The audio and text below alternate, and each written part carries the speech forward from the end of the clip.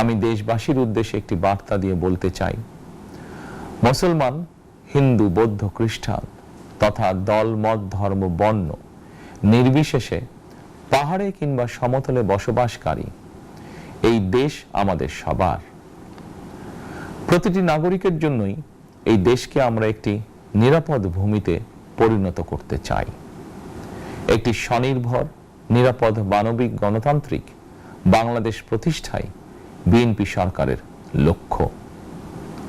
প্রিয় দেশবাসী, ফ্যাসিবাদের সময়কালে দুর্নীতি দুঃশাসনে পর্যুদস্ত একটি ভঙ্গুর অর্থনীতি, দুর্বল শাসন কাঠামো আর অবনতিশীল আইন শৃঙ্খলা পরিস্থিতির মধ্য দিয়ে নতুন সরকার যাত্রা শুরু করেছে। আইন শৃঙ্খলা পরিস্থিতির উন্নয়ন এবং কঠোরভাবে দুর্নীতি নিয়ন্ত্রণের মাধ্যমে জনগণের মনে শান্তি, নিরাপত্তা ফিরিয়ে আনাই হচ্ছে আমাদের সরকারের প্রধান অগ্রাধিকার। এখন পিরিয়ড হোক রেগুলার বা হেভি, প্রয়োজন মতো কনফিডেন্স আছে রেডি। Play with confidence.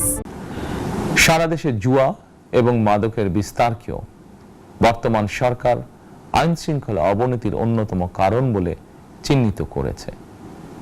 সুতরাং জুয়া এবং মাদক নিয়ন্ত্রণে আইন শৃঙ্খলা বাহিনী সব রকমের কঠোর পদক্ষেপ গ্রহণ করছে। জনজীবনে শান্তি ও নিরাপত্তা নিশ্চিত করতে সরকার সর্বোচ্চ উদ্যোগ গ্রহণ করছে। দেশের প্রতিটি সাংবিধানিক এবং সরকারি বেসরকারি প্রতিষ্ঠান চলবে বিধিবদ্ধ নীতি নিয়মে।